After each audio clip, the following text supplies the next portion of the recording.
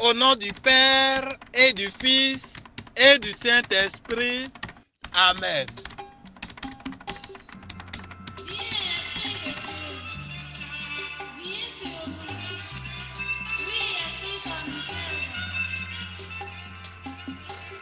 Tu féconderas notre feu de foi.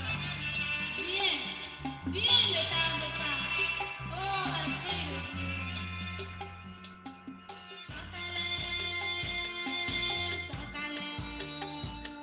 Dieu. La paix et la joie du Christ, chers amis de Dieu.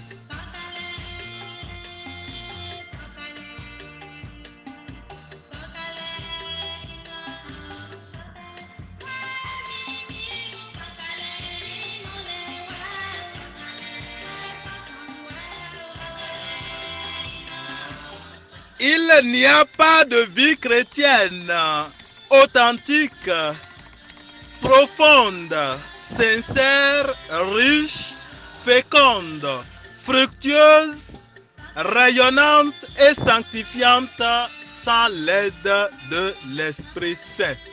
Disais-je dans l'un des enseignements précédents. C'est dire qu'il importe que nous ayons l'Esprit Saint en nous et que nous en fassions l'expérience au quotidien. Pour ce faire, il faut le désirer et l'obtenir. C'est justement dans cette optique que s'inscrit cet enseignement dans lequel nous parlerons essentiellement des dons de l'Esprit Saint. Ainsi, qu'il vous plaise de vous proposer comme thème de cet enseignement ce qui suit. Les dons de l'Esprit Saint. Les dons de l'Esprit Saint.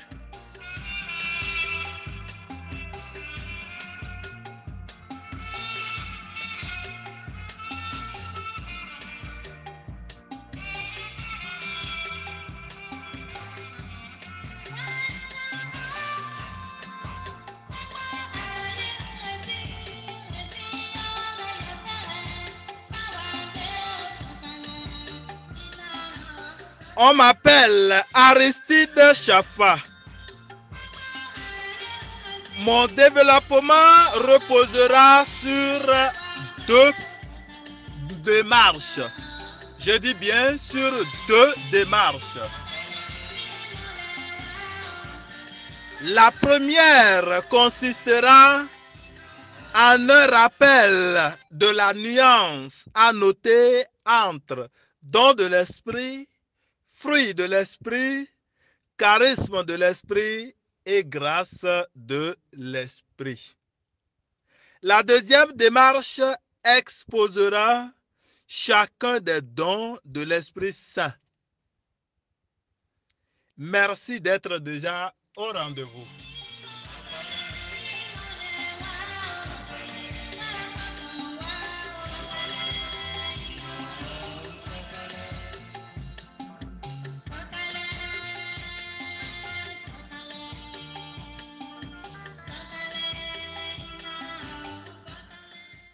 Nous abordons en même temps la toute première démarche,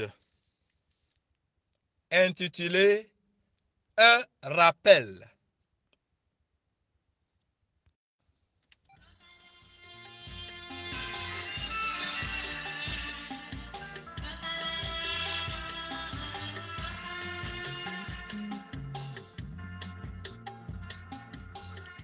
Je rappelle, frères et sœurs, que le thème de cette communication est les dons de l'Esprit Saint.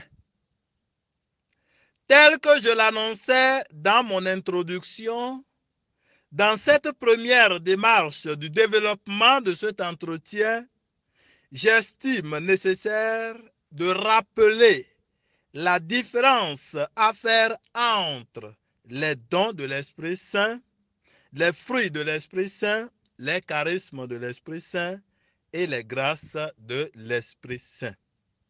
Rappel parce que dans l'un des enseignements précédents sur l'Esprit Saint, j'en ai déjà parlé.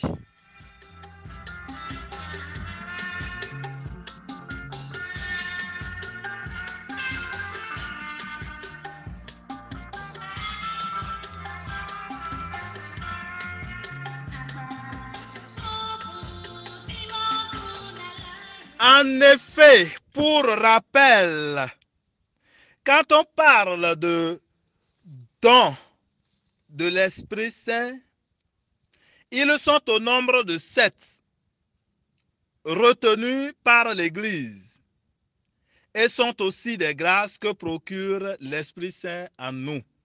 Il s'agit de la sagesse, l'intelligence, le conseil, la force, la science, la piété et la crainte de Dieu.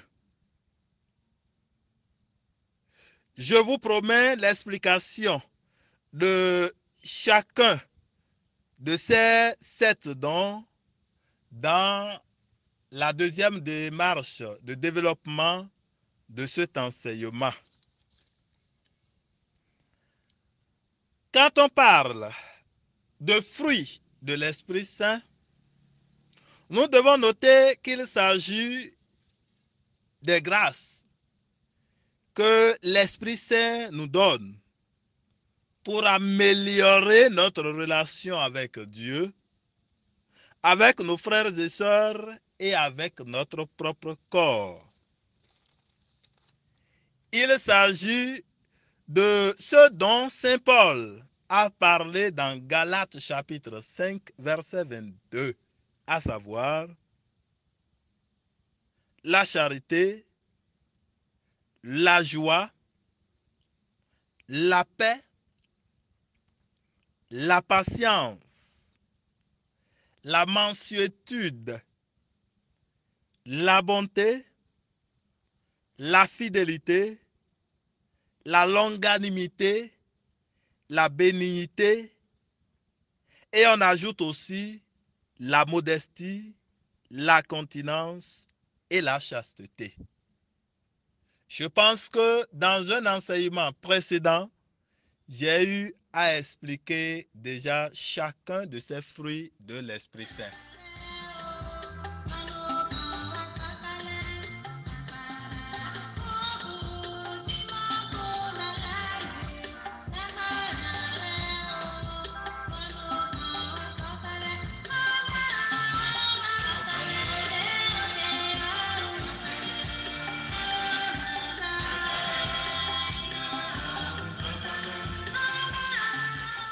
Quand on parle des charismes de l'Esprit Saint, il faudra noter qu'il s'agit de ces grâces que l'Esprit Saint donne pour l'édification du peuple de Dieu et pour sa sanctification. Donc, pour notre édification et notre sanctification. Les charismes de l'Esprit Saint sont nombreux et variés. Entre autres, nous avons par exemple le charisme de prophétie, le charisme d'enseignement, le charisme de chant, le charisme d'évangélisation, le charisme de guérison, le charisme de délivrance, le charisme de libération, le charisme de parole, de connaissance, le charisme d'accueil, le charisme de rassemblement, le charisme de test, et il y en a tellement. Pour l'explication de chacun de ces charismes, je vous promets également un enseignement à part entière dans les volumes à venir.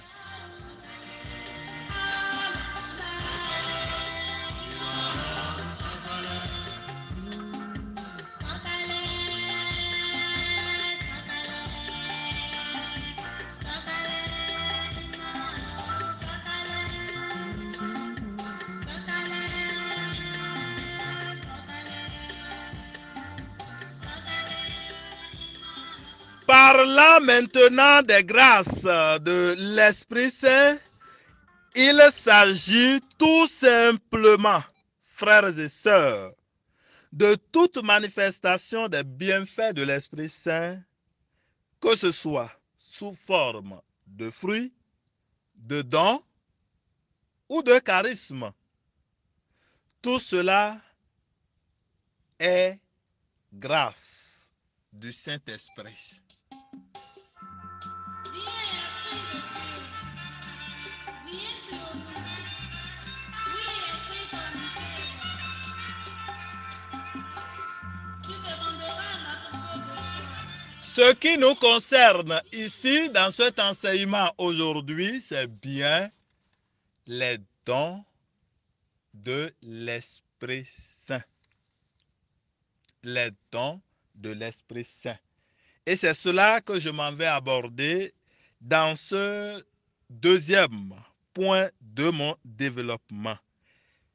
Quels sont les dons de l'Esprit Saint?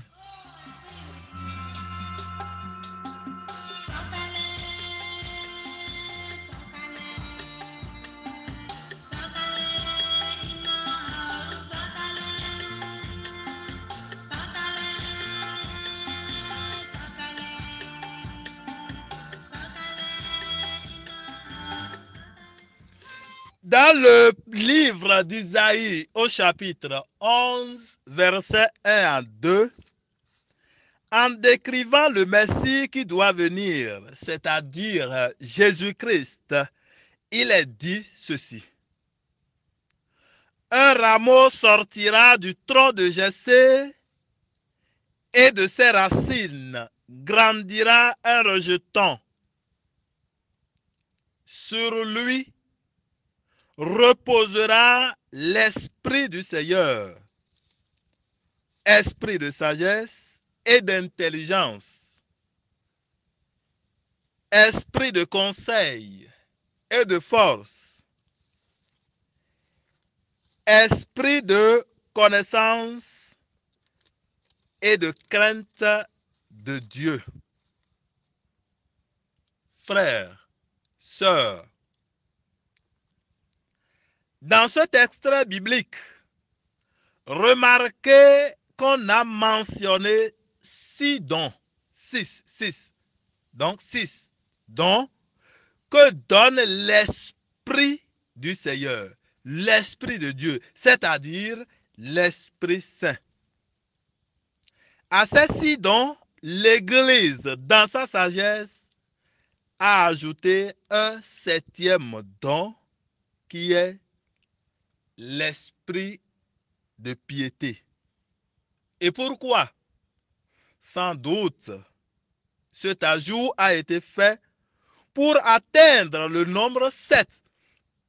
Le nombre 7 symbolisant la perfection et signifia la nouvelle création.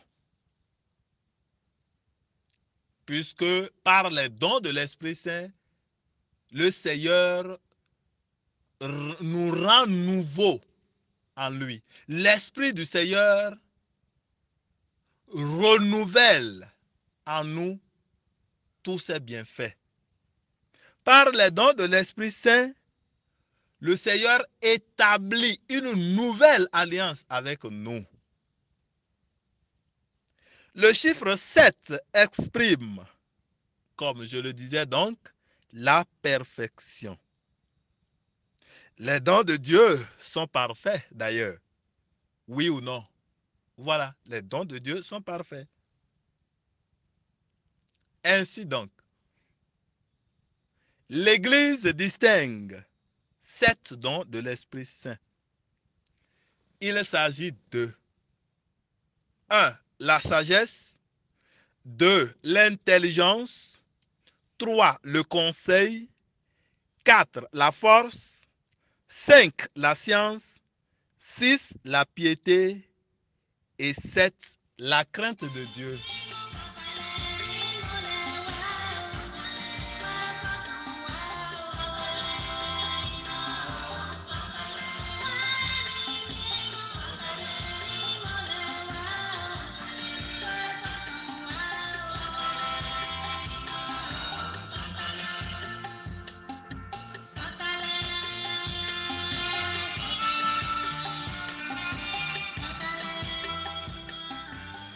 Que signifie concrètement chacun de ces dons? Chacun de ces 7 dons. Eh bien, c'est à cette question que je m'en vais répondre dans quelques secondes en me basant sur l'explication du Saint-Père, le pape François.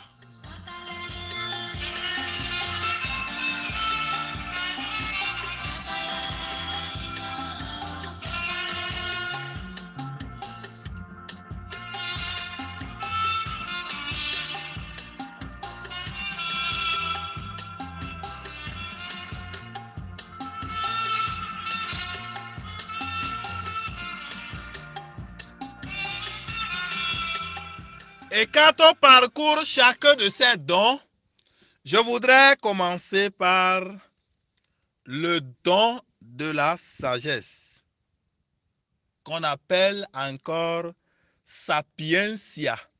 Sapientia, S-A-P-I-E-N-T-I-A. C'est un mot latin qui veut dire la sagesse. Sapientia. Le don de la sagesse, il s'agit bien sûr, et ça c'est à noter d'abord, de la sagesse de Dieu et non de la sagesse humaine. C'est ce don, c'est-à-dire le don de la sagesse, c'est ce don qui nous donne la grâce de pouvoir tout voir avec les yeux de Dieu. Voilà. Toute chose, tout événement, toute situation qui nous arrive ou qui arrive aux autres, grâce à ce don qu'est la sagesse, toutes ces choses sont perçues et analysées sous l'angle de Dieu. Sont perçues et analysées selon l'Esprit de Dieu, selon le schéma de Dieu, et non selon la vision de l'homme. Oui, c'est cela même, le don de la sagesse. Voir le monde, voir les situations, voir les conjonctures, voir les problèmes, voir tout avec les yeux de Dieu et non selon les yeux de la chair, et non selon ce qui nous plaît ou selon l'état de notre cœur. Avec de l'amour ou de la haine, avec de l'envie. La sagesse, c'est donc voir toutes choses selon le plan de Dieu. C'est exactement cela. Il me vient présentement à l'esprit l'exemple d'une sœur. Une sœur qui m'a appelé au téléphone il y a quelques semaines. Moins de 3 semaines aujourd'hui, à l'heure où je vous fais cet enseignement. La sœur en question, d'à peine 38 ans, m'a narré les situations qu'elle vivait depuis 13 ans dans son foyer. Surtout avec son mari. Elle me racontait cela dans l'intention de l'aider à s'en sortir. C'est justement ce qu'elle me demandait. Mais c'était vraiment des situations, oui, des situations très bouleversantes, très déséquilibrantes. À la fin de l'appel, qui a duré 18 minutes, 7 secondes s'il vous plaît, appel direct. La sœur ajoute ceci, et ça m'a beaucoup touché, frères et sœurs. Écoutons bien. Après m'avoir raconté tout ça comme situation, s'il vous plaît, si je me mets à vous raconter ce qu'elle m'a dit, vous allez couler des larmes, couler, en avoir même les maux de tête, s'il vous plaît. Et c'était exactement ce que j'avais eu quand je l'écoutais. C'était pitoyable. C'était triste. Ah oui. Je dirais même désespérant, humainement parlant. Mais à la fin, la sœur ajoute ceci, toujours au téléphone, elle dit, mais berger, le malin pense que au cœur de cette terrible souffrance, je vais négliger ma foi. Non, non, non, jamais berger. Je n'abandonnerai jamais mon Dieu. Le Dieu de Jésus-Christ de Nazareth, fils de Marie, je ne l'abandonnerai jamais. Tout ce qui m'arrive, je l'offre d'ailleurs à Dieu. Car tout dépend de lui dans ma vie. Que sa volonté soit faite dans toutes ces situations que je traverse depuis 13 ans. De toute façon, Dieu est vivant. Ah, voilà ce que la sœur a dit. Vous voyez, c'est ça même, la sagesse. Et ce que cette dame vit depuis 13 ans, je pense que pour pouvoir avoir encore cet état d'âme et garder encore la confiance en Dieu de cette manière, c'est le signe que cette dame a en elle le don de la sagesse. C'est ça même la sagesse, frères et sœurs. Vous voyez, contemplez comme exemple de don de sagesse également. Contemplez le cas de Job. Malgré tout ce que Job a enduré, tous ces deuils, toutes ces calamités, toutes ces souffrances, ces maladies, bref, ces choses horribles, comme le dit l'autre, ces choses horriblement horribles, malgré tout cela que Job a enduré en un temps record, s'il vous plaît. Tout s'est effondré seulement, sans préavis et autres. Mais Job va dire ceci. C'est Dieu qui a donné, c'est Dieu qui a repris. Que son nom soit béni. Lisons Job chapitre 1, verset 20, chapitre 1er plutôt, verset 21. Nous découvrons cela là. Et je vous rappelle, Job a eu tellement de sollicitations de la part des amis, surtout 3, qui venaient tout le temps l'embêter pour dire, mais toi, tu n'as pas encore tous les signes que Dieu n'est pas là dans ce que tu es en train d'endurer. Tu dis tout le temps, Dieu, Dieu, Dieu, Dieu. Reste là, dis Dieu. Tu vas moisir, tu vas mourir. Mourir pauvre, mourir malheureux, mourir malade. Mais malgré tout ça, Job gardait sa foi. Et voilà ce qu'il dit. C'est Dieu qui a donné, c'est Dieu qui a repris, que son nom soit béni. Hey! Quelle belle manière de voir les choses avec les yeux de Dieu. Voilà. Voilà un exemple authentique, typique, manifeste, palpable et tangible du don de sagesse.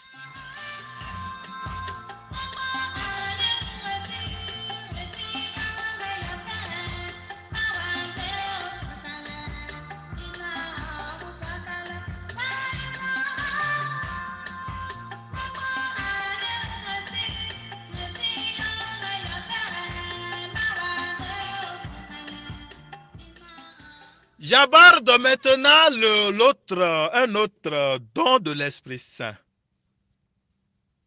Le deuxième, à savoir l'intelligence.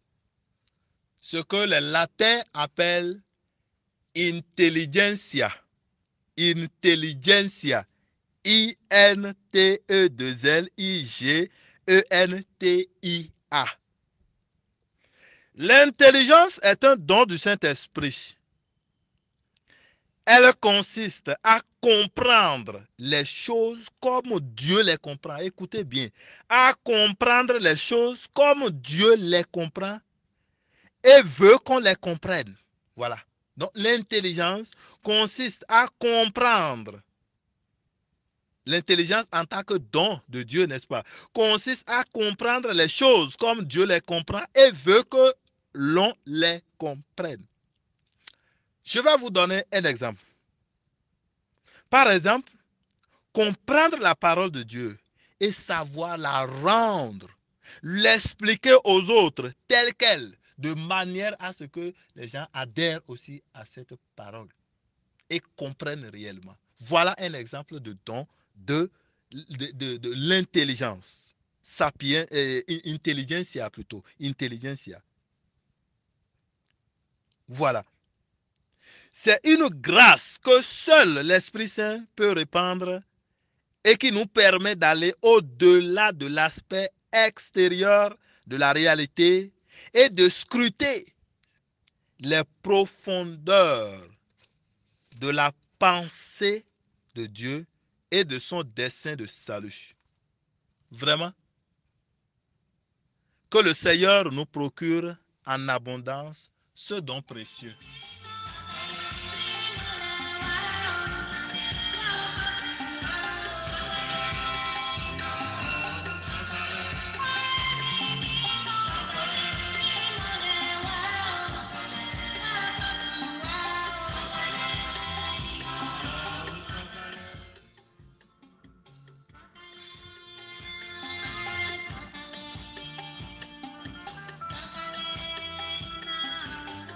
Voilà, frères et sœurs, je vais aborder maintenant un autre don de l'Esprit Saint. Le don de conseil. Les latins l'appellent concilium. Concilium. C-O-N-S-I-L-I-U-M. Comme l'indique déjà le mot, par le don de conseil, Dieu lui-même nous conseille, nous oriente, nous guide en éclairant notre cœur, en nous faisant comprendre la manière juste de parler, de nous comporter et la voie à suivre.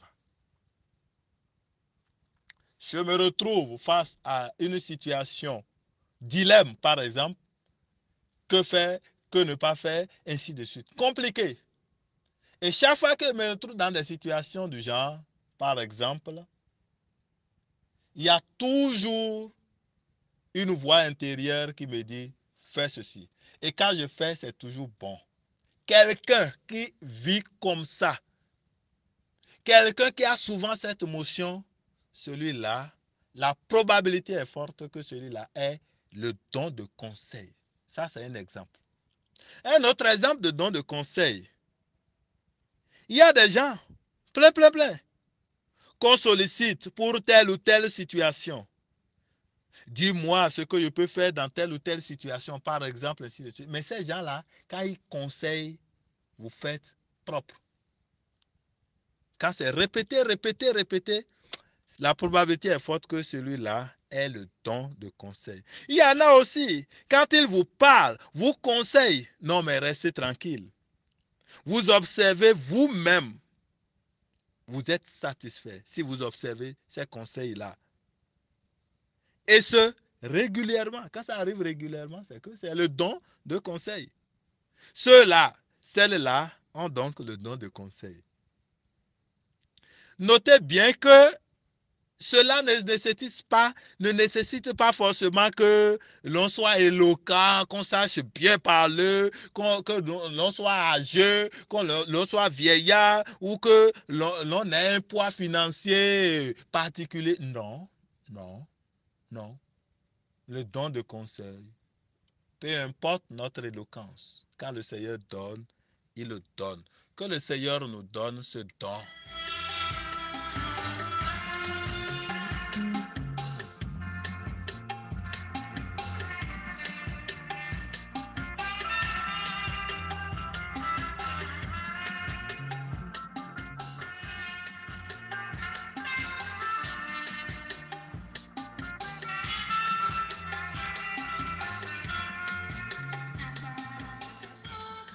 Je passe au quatrième don, le don de force, que les latins appellent fortitudo.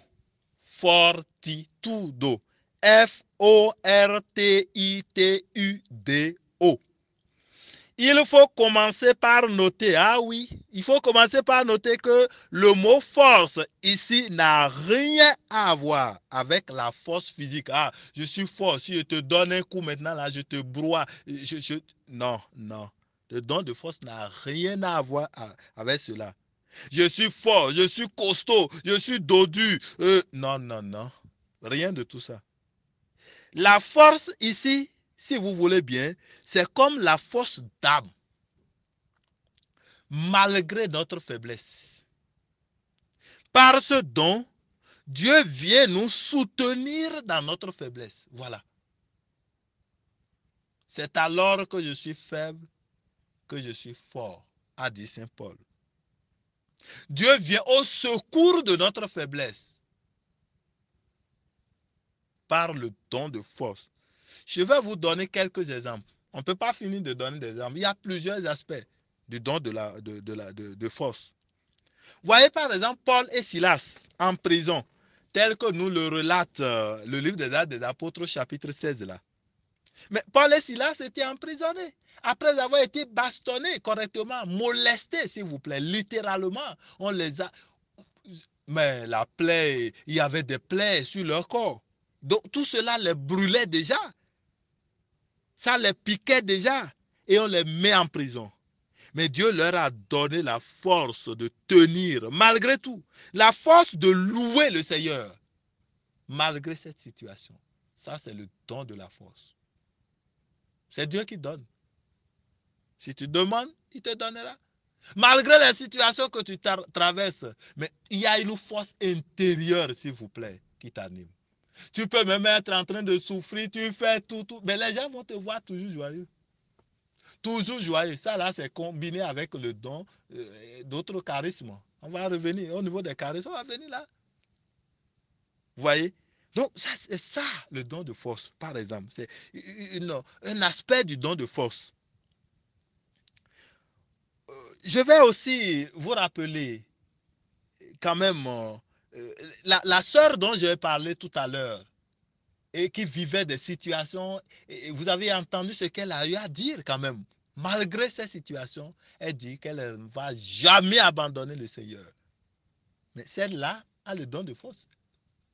Depuis 13 ans, elle n'a pas de chanter. Et donc, cette sœur-là a le don de force aussi. Vous voyez, le Seigneur lui a donné le don de force. En dehors de ce don de charisme qui se manifeste là, il y a le don de force. Ce n'est pas de sa force, au fait, qu'il a pu.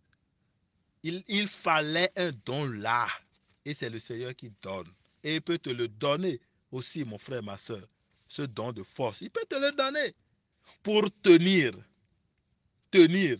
et tenir comme il se doit. Cette sœur dont j'ai parlé, mais où a-t-elle trouvé la force de tenir depuis 13 ans? Dans la foi, malgré les pressions extérieures et les mauvais conseillers. Non, va faire gris-gris, va faire ceci, toi, tu n'as pas vu, tu n'as pas vu, tu étais dans cette situation, c'est ça que l'autre a fait, et toi aussi, va faire. Ah non, et malgré ça, il dit non, non. Il y a là le don de force. Oui. C'est Dieu qui lui a donné. Oui. C'est un don. Et ce don, c'est bien la force.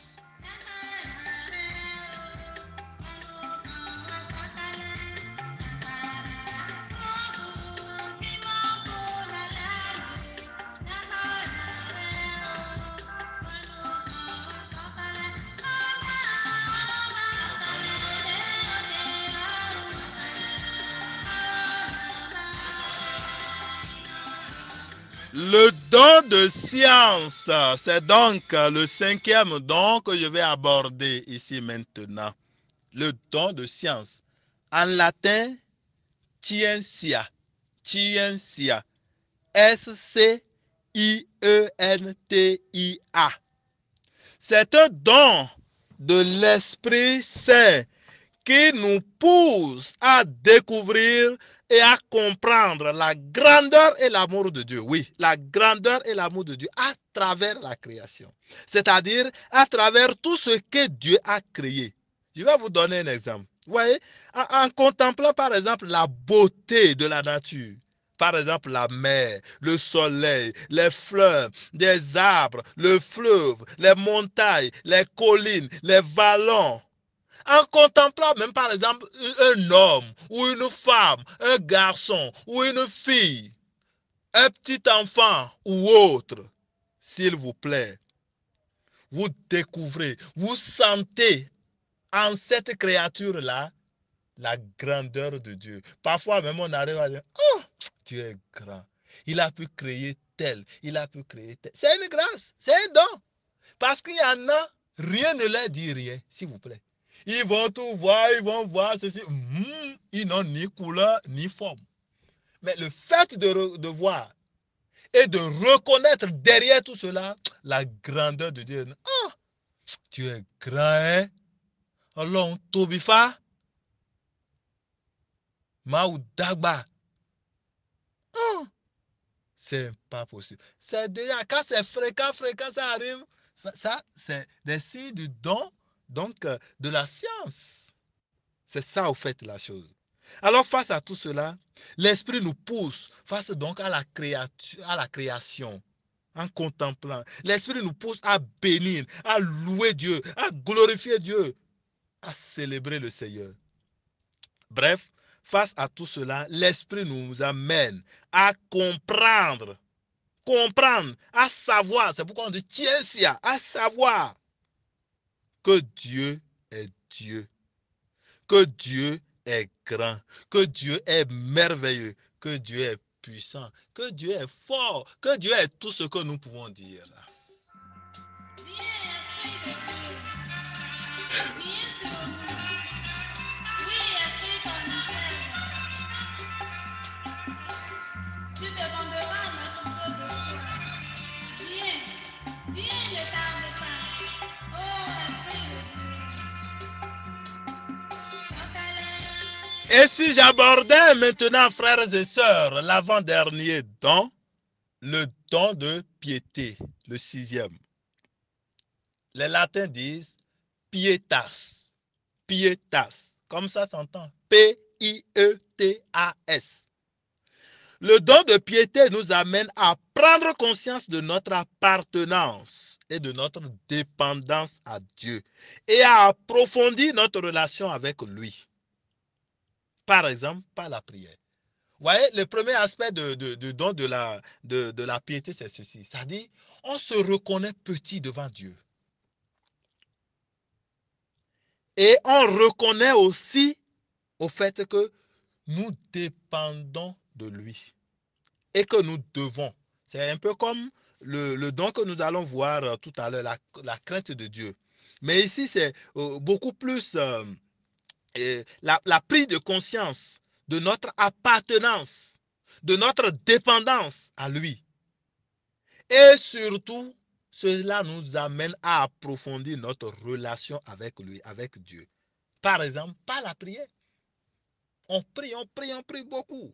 Oui, le don de piété nous pousse à aimer beaucoup prier, à aimer lire la parole de Dieu, à aimer la partager, à aimer parler de Dieu aux autres, à aimer chercher, à amener les gens à découvrir réellement Dieu, à aimer adorer Dieu, à aimer louer Dieu par des chants, par la parole et autres, à aimer témoigner de lui. Tout ça, c'est le don de la piété en réalité. Bref, le don de la piété nous fait faire tout ce qui nous lie davantage à Dieu.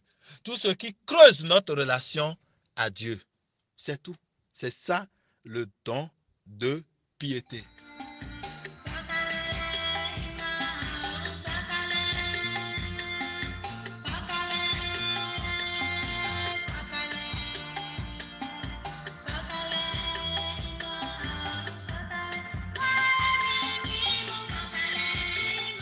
Abordons enfin le 7e don. Le don de crainte de Dieu. En latin, timor Dei. Timor Dei. Timor veut dire crainte. Dei, ça veut dire de Dieu.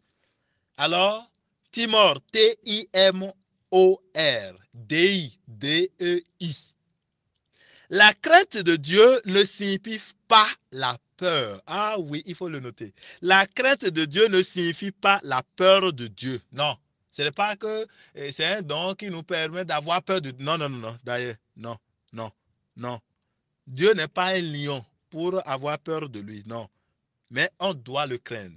La crainte de Dieu, donc, ne signifie pas la peur de Dieu, mais le sens de sa grandeur.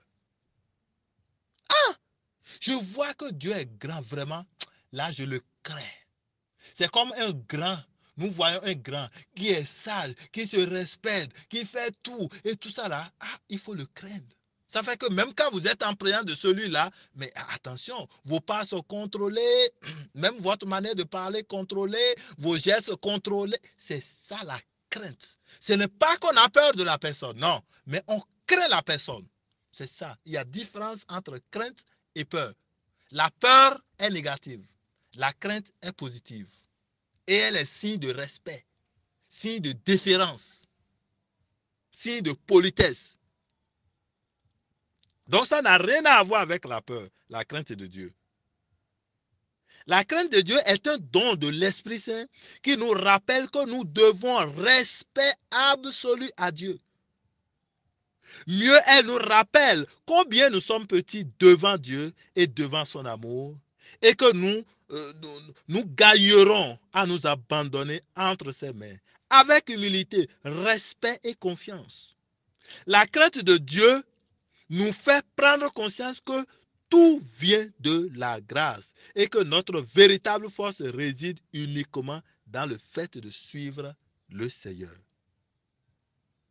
Craindre Dieu donc, chers amis de Dieu, c'est avoir toujours en idée de ne pas l'offenser dans tout acte que nous posons, dans tout ce que nous faisons. J'entre par exemple dans une église.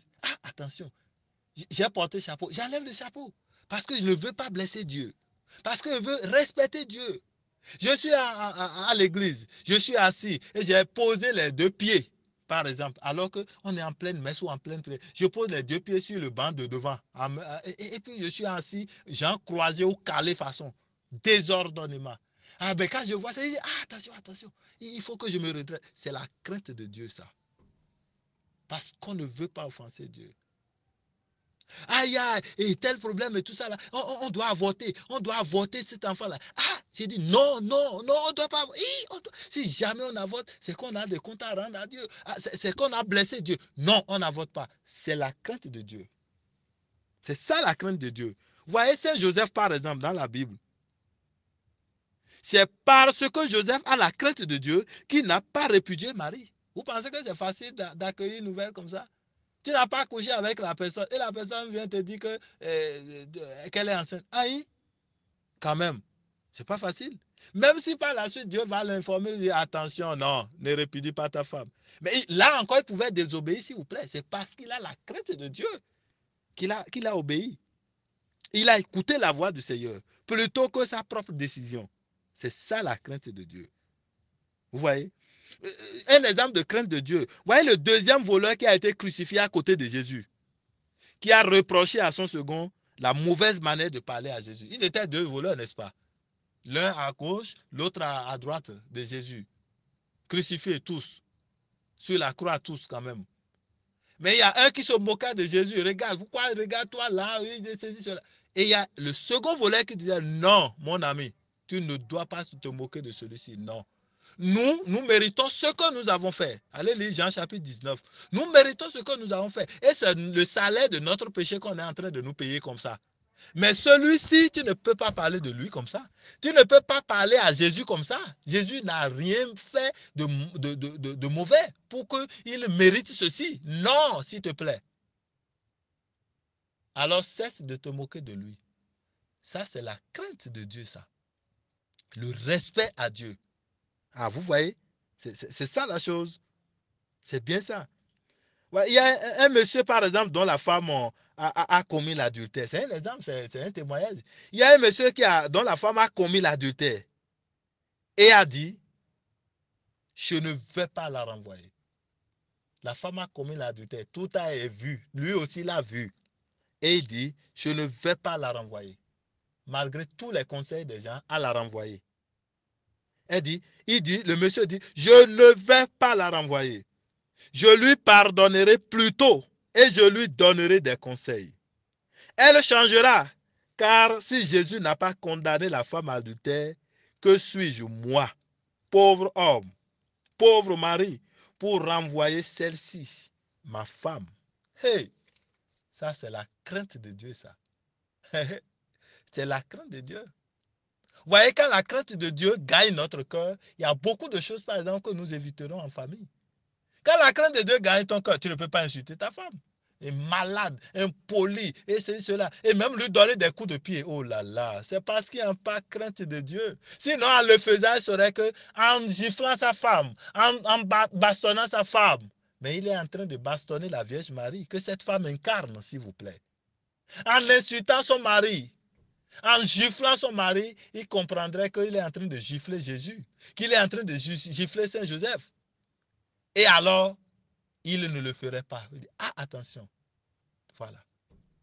C'est ça, au fait. Vous voyez? Il y a un père de famille qui assure bien ses responsabilités. Un père de famille qui assure bien ses responsabilités, par exemple. Il craint Dieu. C'est parce qu'il craint Dieu qu'il assure ses responsabilités. Malgré tout même.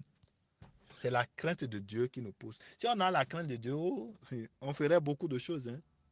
De même qu'une mère de famille qui craint Dieu, mais ça doit aller. Vous voyez? Vous voyez? Mais ce n'est pas facile, il faut reconnaître. C'est pourquoi c'est un don à demander au Seigneur. Que le Seigneur nous donne tous ces dons dont je viens de parler. Qu'il nous accorde vraiment ces dons. Parce que nous en avons besoin. Oui, descends. Descends, Esprit Saint. Lumière d'en haut. Toi qui éclaires. Viens dans notre cœur. Descends, descends, descends. Feu de Dieu. Feu d'en haut. Descends. Descends et remplis-nous de tous tes dons, de tous ces dons, de tous ces dons. Remplis-nous, Seigneur Esprit Saint. Remplis-nous, Seigneur Esprit Saint. Remplis-nous du don de la sagesse, du don de l'intelligence, du don de conseil, du don de force, du don de la science, du don de la piété, du don de la crainte de Dieu. Merci, Seigneur Esprit Saint. Que ton nom soit béni. Frères et sœurs, soyez bénis pour avoir été au rendez-vous.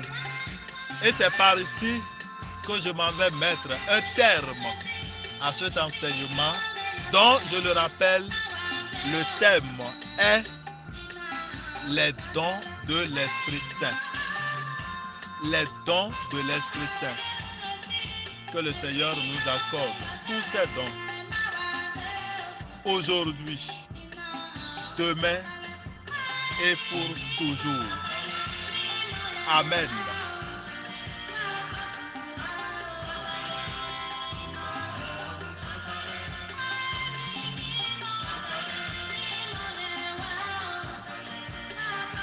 Au nom du Père et du Fils et du Saint-Esprit.